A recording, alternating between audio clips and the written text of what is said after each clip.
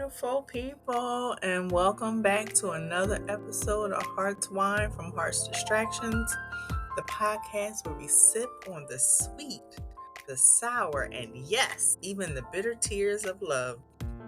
Of course, I am your host, Alicia Minor Gaines, an entrepreneur, licensed marriage and family therapist, wife, mother, author, poet, relationship coach, mixologist, and so much more with over 20 plus years of experience in the relationship field. We are officially in May, y'all, and the month of May is derived from the Roman goddess Maia. And did you know she was all about growth and fertility? Yes, we shouting out women today. But also, it's National Military Appreciation Month. Shout out to my parents. My dad was in the Navy. My mom started off in the Marines. Shout out to them, as well as my old head, who was also in the service, my brother-in-law, who is now in the Marines. So yes, military all up in my family. And definitely have to shout out that it's Mental Health Awareness Month, y'all. Because I am a therapist, I have to encourage you all to be taking care of yourself, taking care of your mental this month, all month long. So we have a lot to celebrate in May, right? But today, we're diving into a conversation that not only is about to get real, raw, and possibly controversial, but also about to wake some of y'all up about the world of infidelity that can only make you feel emotionally insane. Because here's the truth. Affairs aren't just happening between the sheets anymore. And honestly, maybe they never really were. Yes, it's about to get real, y'all. Because we've been taught to believe that cheating starts and ends with physical intimacy. The classic scandal, the secret hotel room, the lipstick on the collar. But what if I told you that some of the deepest betrayals in relationships don't happen in the bedroom at all? They happen on smartphones, emotional confessions at midnight, in the loneliness of two people living parallel lives under the same roof. And the worst part, they're often invisible until it's already too late. Today, we're exposing the different types of affairs, the silent betrayals that can be just as devastating, just as gut-wrenching as the physical ones. And if you're thinking, not me, I'd never cheat, stay tuned, because we're not just talking about physical acts today. We're talking about the emotional drift, the digital secrecy, the financial deceit, and even, yes, the affair we sometimes have with ourselves at the expense of our partners. Okay, I know some of y'all like, oh, she is about to hit some nerves today. Yes, I am. This is a conversation for couples newly dating, for marriages weathering storms, for anyone who loves and wants to protect that love from the silent killers sneaking in through the back door of your home. So go ahead, pour your favorite glass, water, wine, or whatever your heart's distraction might be. Get comfy, get open, get ready. Because today, we're digging into the hidden betrayals that don't need a bedroom to destroy a bond. All right, let's get into it, shall we? When we hear the word affair, what comes to mind first? Probably something like two people sneaking around, secret hotel rooms, maybe even the big A word, adultery. Movies have made it glamorous for us. Tabloids have made it scandalous. And society has made it very, very black and white. But real life is complicated, messy, and layered. Affairs, the true kind that cut deep, are so much more than just physical touch. They're emotional entanglements. I know I said entanglements. Most of y'all are probably thinking about Jada Smith right now as I said that, but I didn't say that. They're secret investments of time, attention, money, and intimacy that rightfully belong in the sacred space of your relationship but somehow end up elsewhere? Here's a sobering statistic from the American Association for Marriage and Family Therapy. About 45% of people in committed relationships consider emotional cheating to be more damaging than physical cheating. I'm gonna let y'all think about that one for a second. And if you think that's just a fluke, a 2024 survey by relate.org found that nearly 70% of couples listed emotional betrayal as their hardest wound to heal, even above physical infidelity. Think about that for a second. It's not about sex. It's about connection. It's about attention. It's about emotional safety. And when that emotional energy, that sacred space between partners, is given to someone or something else, even if bodies are never touched, a wound forms. A bond is broken. Trust starts to erode, one invisible crack at a time. So when we talk today about the different types of affairs, here's what I want you to hold in your heart. An affair in any place where the sacred energy, time, love, attention, or resources that belong to your relationship gets funneled somewhere else in secrecy, betrayal, or emotional displacement. Some of y'all that might have missed that. But I need y'all to hold on to in your hearts today. An affair is any place where the sacred energy, time, love, attention, or resources that belong to your relationship gets funneled somewhere else in secrecy, betrayal, or emotional displacement. And y'all, that can take many forms. Let's walk through just a few of the ones we're going to dive into deeper today. Emotional affairs, the midnight texting, the deep confessions, the emotional bonding that creates a new primary attachment. Hear me on this. Digital social media affairs. Yes, the flirty DMs, the emotional sexting, the validation seeking friendships that are kept hidden. Financial affairs. This one's a good one, y'all. Secret purchases, hidden debt, bank accounts your partner doesn't know about. I know some of y'all like, but I got an account that my partner don't need to know about. Well, guess what? You are part of that financial affair piece today. Career affairs. Yes, the work relationships and career obsessions that slowly become more emotionally important than your home life. And the last one, self affairs. The hyper independence, the withdrawal into your own world, the slow but sure prioritizing of me over we. I know I hit some nerves right there. And it's not just about bad people doing bad things. It's about human beings trying to fill unmet needs, often in ways they don't even recognize as betrayals until they're facing the ruins of what once was. I remember once hearing this quote: affairs don't start with a kiss. They start with a conversation you shouldn't be having. Powerful, right? Most affairs begin way before anyone crosses a physical line. They start with secrecy.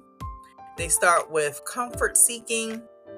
They start with emotional displacement, the slow, often unconscious shift of emotional loyalty away from the partner towards someone or something else. And listen, if you're feeling a little uncomfortable already, well, guess what? Good. Because discomfort is where real growth happens. And if we can name it, if we can see it, we can heal it, we can protect it, and we can rebuild from it. So stay with me, because in the next part of this, we're going to break each of these types of affairs down one by one with real life examples, stories, research, and honest, gut-wrenching truths that just might save your relationship before it's too late. So coming up next, we're talking about emotional affairs. That's where we're going to start. The silent killers that often leave wounds deeper than any physical betrayal ever could. All right, let's get into it. Emotional affairs, shall we? Now, I know some people are quick to say, Well, it's not cheating if there's no sex. But if you ever found yourself hurt because your partner was telling their deepest thoughts, their fears, their dreams to someone else, if you've ever felt like an outsider looking in at a connection your partner has with another person that you're not invited into, you already know the truth. Emotional intimacy can be just as powerful and just as devastating as physical intimacy. An emotional affair starts where emotional vulnerability moves outside of your relationship. It's the friend who gets all the firsts. First call when something good happens, first text when something bad happens, first sounding board for hopes, frustrations, or even complaints about you. And before you know it, emotional loyalty, the very foundation of intimacy, is quietly relocated from inside your relationship to outside of it. Psychologist Dr. Shirley Glass, author of Not Just Friends, puts it this way: most affairs begin as friendships, and then the walls that should be protecting the relationship become doors opening outward. Isn't that haunting, y'all, right now? It should be. So, I'm gonna give y'all a short story. There was a woman who loved her husband dearly. She thought they were happy, but slowly she started noticing something. His jokes, once told at their dinner table, were now being shared with a coworker over text. How about that one? His venting, once whispered into her ear at night, was now poured into late night calls to just a friend.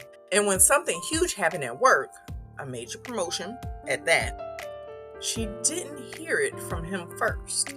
She found out after he had already called someone else. No physical line had been crossed, no secret rendezvous, but her heart felt cheated on anyway. According to the American Association for Marriage and Family Therapy, around 45% of men and 35% of women have admitted to having emotional affairs. And many say the guilt felt worse than physical cheating because of the depth of betrayal. Here's some signs of emotional affair: sharing deep emotional intimacy with someone outside the relationship, keeping the connection secret or minimizing it to your partner, feeling excitement, secrecy, or guilt about the friendship, and decreasing emotional intimacy with your actual partner. Here's the catch though. Most people don't realize they're in an emotional affair until it's gone way too far. Because it feels good to be seen. It feels good to be heard. It feels good to be admired without the messiness that long-term love can sometimes bring. But the good feeling can quietly become an emotional addiction. And soon, you're more bonded to them than to the person you vowed to build a life with. I'm gonna let that one sink in. Next, we're gonna dive into something even sneakier: the world of digital and social media affairs. Yep, those DMs you're pretending aren't that big of a deal. Yep, we're going there. Okay, so let's talk about the modern day monster. Yes, again, that digital and social media affairs. Because cheating isn't just happening in bed sheets and hotels anymore. And it's not just emotional affairs either. It's happening in your DMs, on Snapchat, on private message boards, and secret accounts and hidden apps with names that sound innocent, but intentions that aren't. True story. True story. There was a couple who had been married for 6 years. On the surface, they seemed perfect. Great Instagram photos, hashtag couple goals. But behind the filters, it was hashtag trouble. The husband was deeply emotionally connected to someone he met in an online fantasy football league. It started out harmless, like memes, jokes, friendly chats, until one day he realized she knew more about his bad days than his own wife did. Again, no physical line cross, no meetup. But when his wife found the hundreds of private messages, her heart shattered just the same. In 2023, the Journal of Marital and Family Therapy reported that 1 in 5 divorces cited social media as a contributing factor to their divorce. 1 in 5, y'all. Hear me on this. Here's why digital affairs are so dangerous. They feel not real, like a game. They allow for selective presentation. You know, that best self syndrome. They create secret, private emotional bubbles. They build emotional intimacy at lightning speed. If that wasn't enough, here's some signs you might be dancing dangerously online. You might be deleting messages or using secret apps, hiding social media activity from your partner, flirting under the guise of just playing, feeling emotionally excited to check your DMs more than talk to your partner. And listen, I get it. The dopamine rush of validation is real. That little ding of a new message feels good, but the slow destruction of trust feels devastating. I promise you. If you wouldn't say it or show it to your partner, you already know it's a betrayal. Yeah, I think I might have to move on from this because I think I done hit some of y'all a little too hard, too heavy on that one.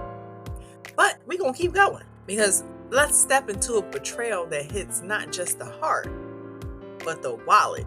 Y'all know that financial affairs and y'all, money secrets can be just as deadly. All right, let's talk about a different kind of betrayal. One that's a little less romantic, but a whole lot more practical and just as painful. Financial infidelity. Now, it might not sound sexy. It might not come with late night texts or lipstick stains. But make no mistake, hiding financial behaviors from your partner can gut a relationship just as fast as any affair, and sometimes faster. Because at its core, financial infidelity isn't about money, although it may sound like it is. It's more about trust. I'm gonna give you a story to help bring this home a little bit. There was a couple building their dream life together. You know, mortgage, new baby, cute fixer-upper house. But the wife had a little secret. Every time she felt stressed, she shopped. A new handbag here, some online purchases there. Nothing major, right? She told herself. But the secret credit card bills stacked up, and some Amazon boxes just kept coming. Until one day, her husband found them. Over $28,000 in hidden debt. And y'all, it wasn't the amount that crushed him. It was the fact that every time he asked, "Is everything okay?" she said, "I'm fine." Let that one sink in.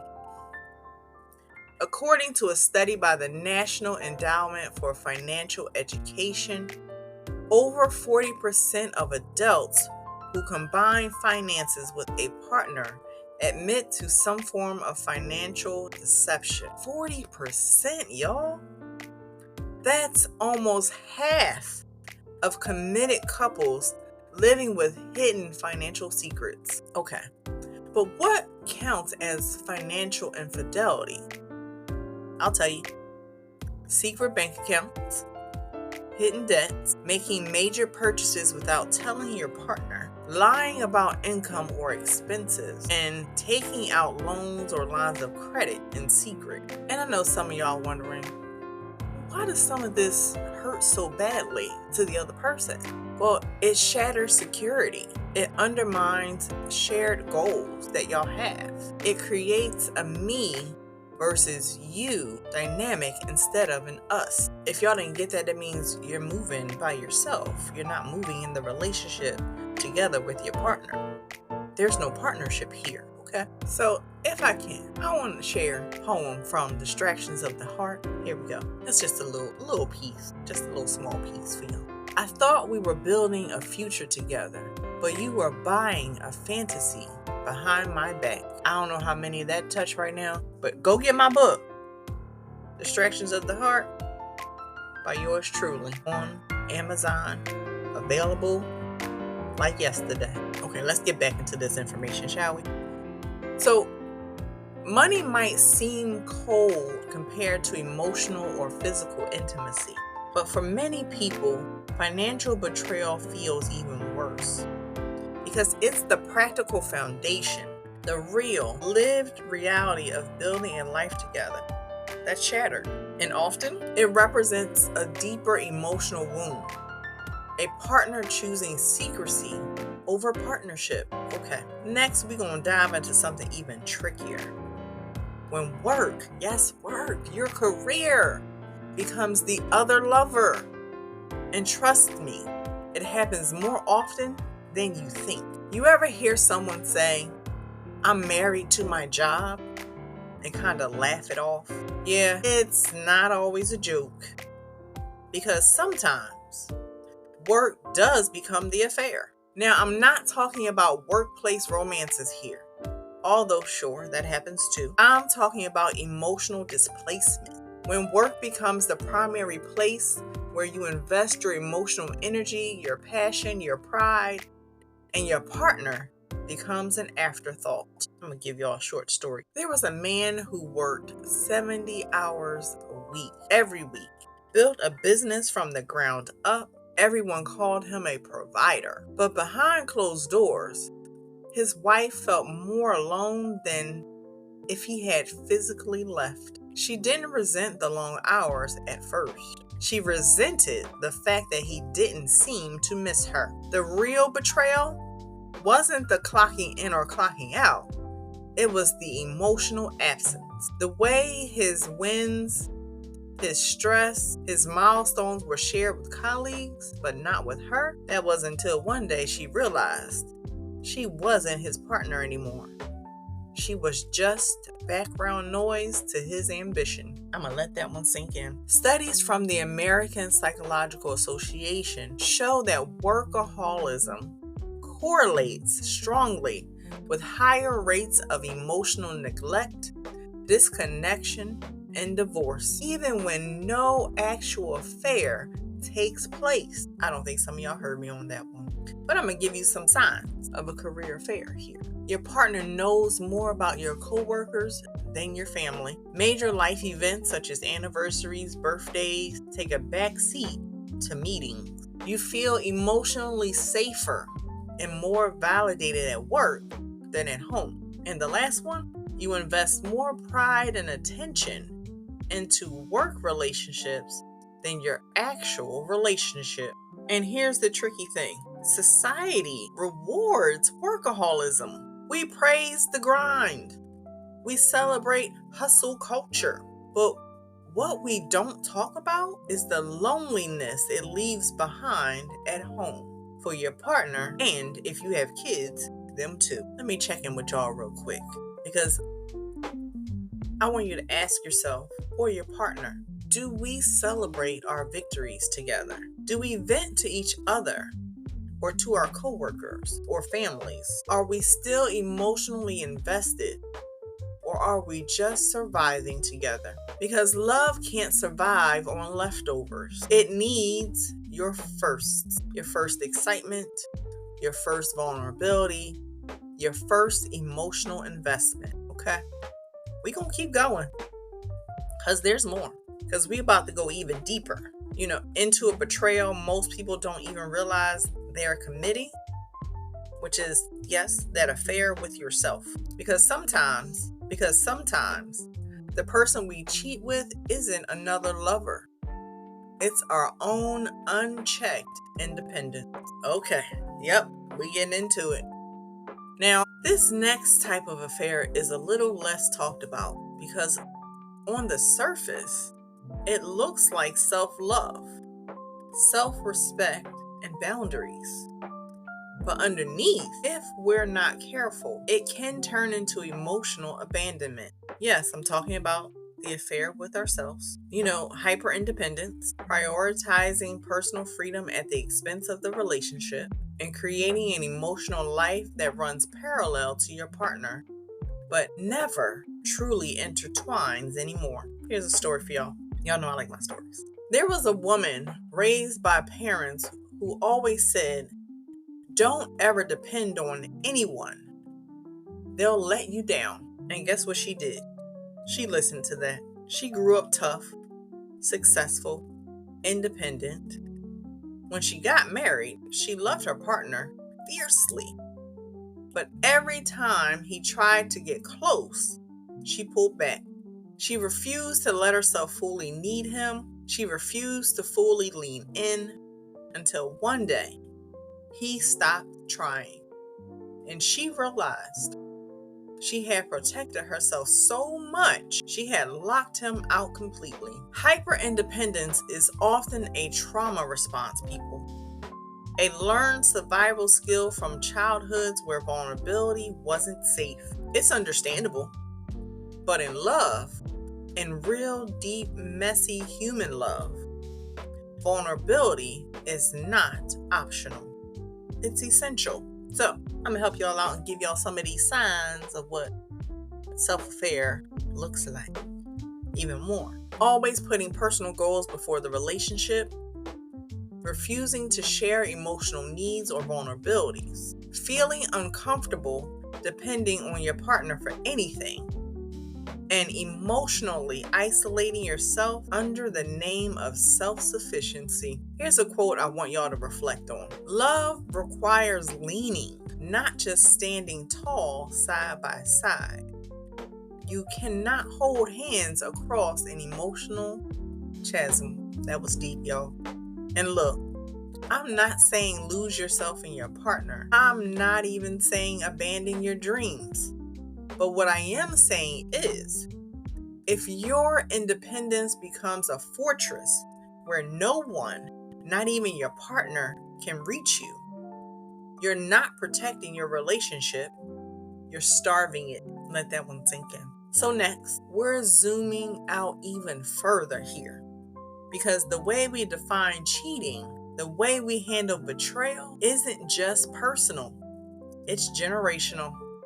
It's cultural. So let's unpack that, shall we? All right, let's take a step back.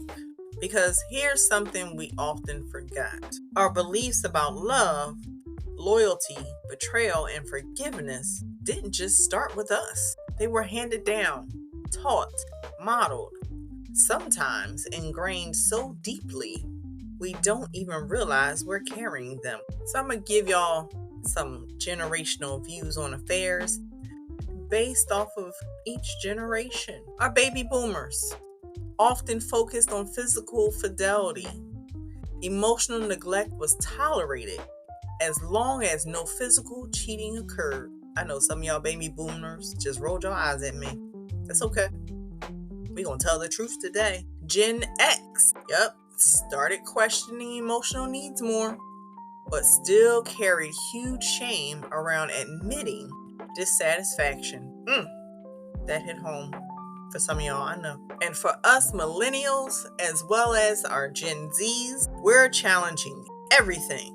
We're demanding emotional fidelity, transparency, and vulnerability alongside physical loyalty. Woo-hoo, us. Although, if I can add, because of what's taught to some, because you have baby boomer parents or Gen X parents, sometimes you fall short too. Okay, y'all know I'm coming to give y'all a story to bring this part home. So, one man grew up hearing his grandfather say, "A man can have his fun as long as he comes home." I know some of y'all just laughed at that. It was like, probably not, right? Okay. Definitely for my women out there, it was like, no way. Okay, follow me though. This man carried that into his first marriage without questioning it. Casual flirting, emotional entanglements online.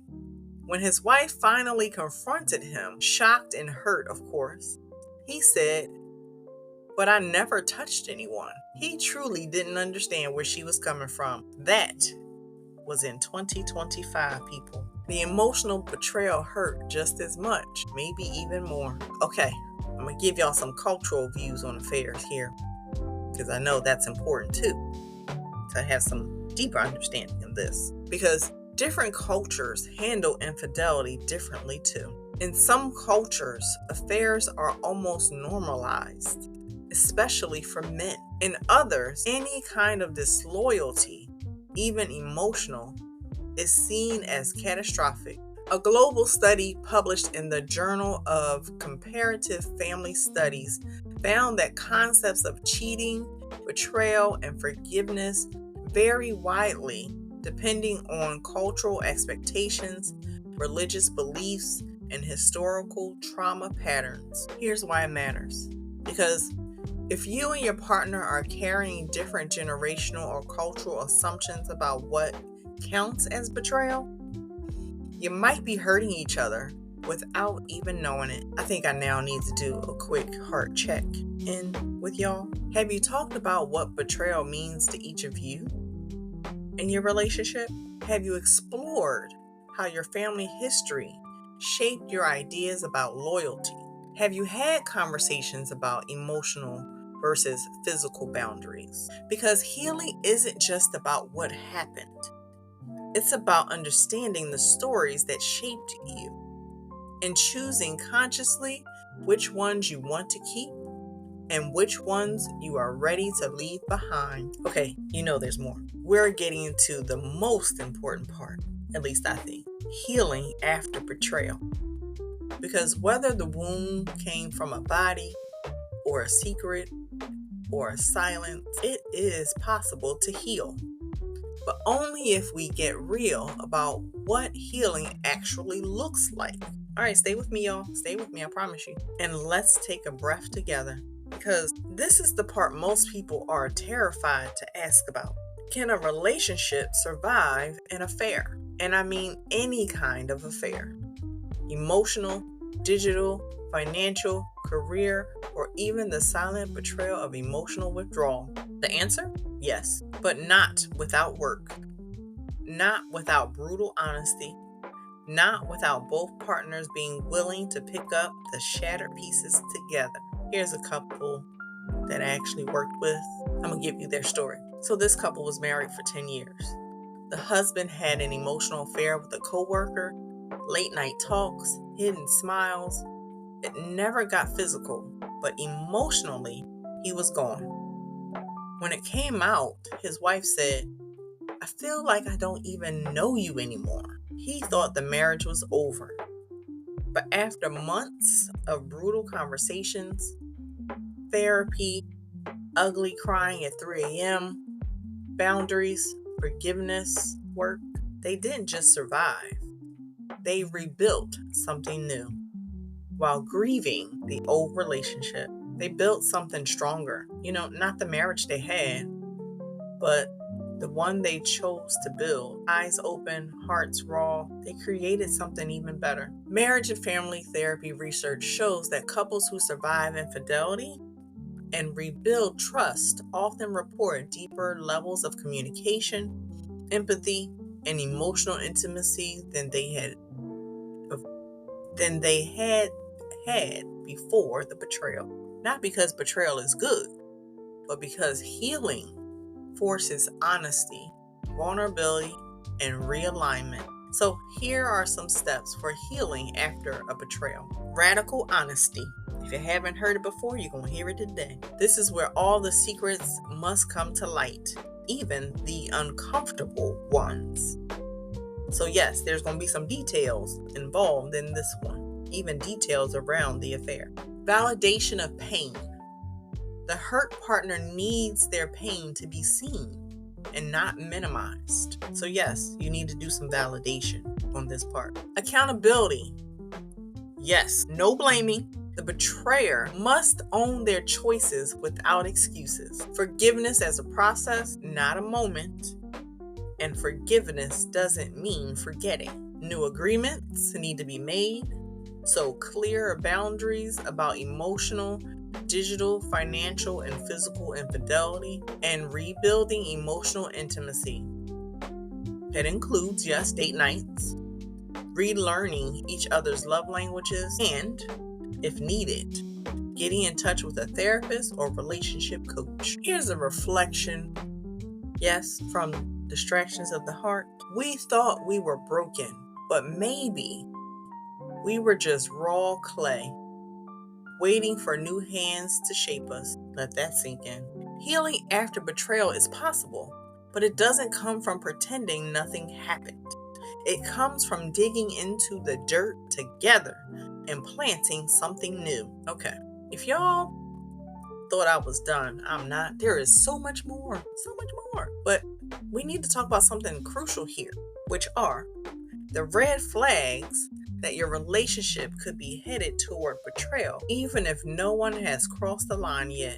Because prevention, yes, I said prevention, is a whole lot easier than repair. Stick with me. Okay, so of course, we need to get real here. Because most people don't just wake up one day and think, what would be fun? Destroying my relationship? I don't think so. Betrayals happen slowly, subtly, in tiny daily choices, in silent permissions we give ourselves, in emotional hunger we pretend isn't there. Here are some major red flags to watch out for. Secret keeping. If you're hiding certain conversations, purchases, relationships, or feelings from your partner, that's a neon blinking sign. Emotional displacement. When your emotional firsts, your celebrations, your fears, your dreams, start going to someone else. Rationalizing friendships. If you're saying things like, they're just a friend, but your gut knows you're sharing intimacy meant for your partner, red flag. Decreased vulnerability. When you stop sharing real feelings with your partner and instead opt for safe surface level conversations, y'all already know what's happening here. Increase in secrecy about devices, changing passwords, deleting messages, always flipping your phone face down. Even if you haven't done anything, you know something isn't right. I'm just saying. Here's a big one. Comparing your partner. If you find yourself daydreaming about how someone else gets you better, you're opening dangerous doors, justifying emotional distance, telling yourself you deserve to connect with someone else because your needs aren't being met, instead of addressing it directly with your partner. Clearly, that's cheating. And I'm going to give y'all this last one. Fantasizing about a different emotional connection. Even if you never act on it, mentally checking out and investing elsewhere emotionally is the first real step towards betrayal. Can we do another check-in? Because I feel like it's needed. Who do you emotionally turn to first in a crisis? Who knows your dreams and disappointments best? Are there parts of your emotional life your partner is completely excluded from? If you didn't like the answers that you gave to these questions, that's not a reason to panic, but it is a reason to wake up, to turn back toward your partner, to have the hard conversations, to fix the tiny cracks before they become canyons. Okay, we're about to wrap up today's deep dive with something beautiful. How to affair-proof your relationship. Not by being perfect, but by being proactively connected. All right, let's land this plane with some hope, shall we? Because I feel like we need it. Because this was a hard conversation today. Because we talked about all the different ways relationships can get derailed. Emotionally, digitally, financially, professionally, and even internally.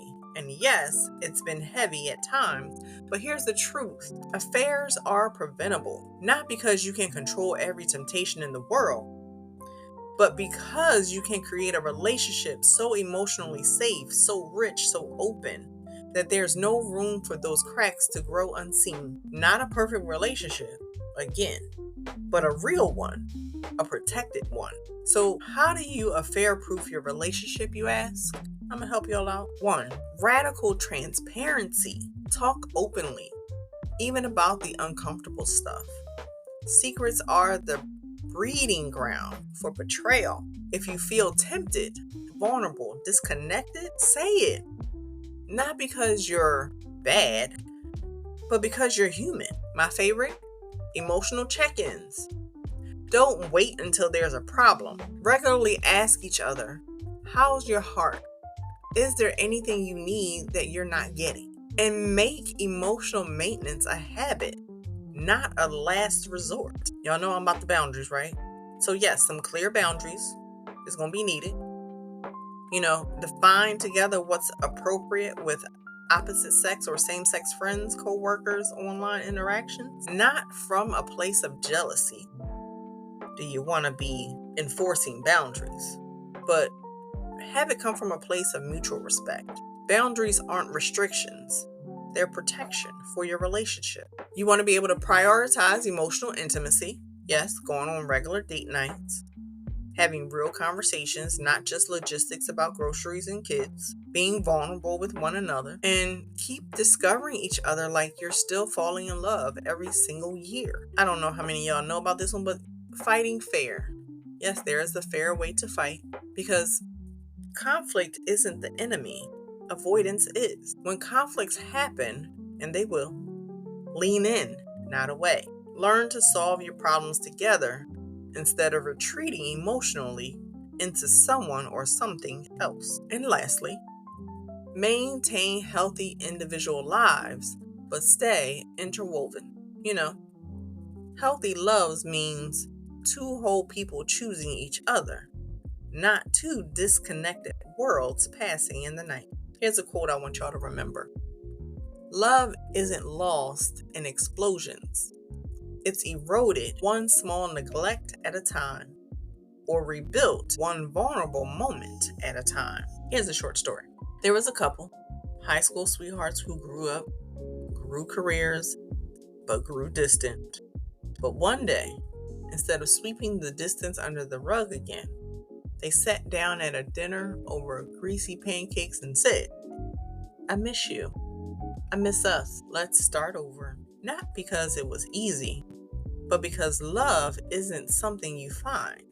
It's something you build over and over again, even after the earthquakes. So I want y'all to remember these things we talked about today, because we're about to close out this emotional roller coaster with a final thought, a poem from my heart to yours, and a reminder that no matter how broken a relationship might feel, healing is always possible for those brave enough to try. If there's one thing I hope you carry from today's episode, it's this. Betrayal in any form doesn't have to be the end, but it must be a wake-up call.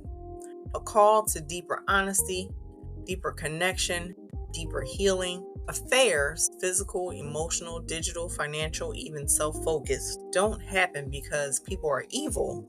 They happen because people are lonely, disconnected, unseen, unheard, and unmet. If you love your partner, truly love them, don't just protect their body, protect their heart, protect their emotional world, protect the sacred space between you with everything you have.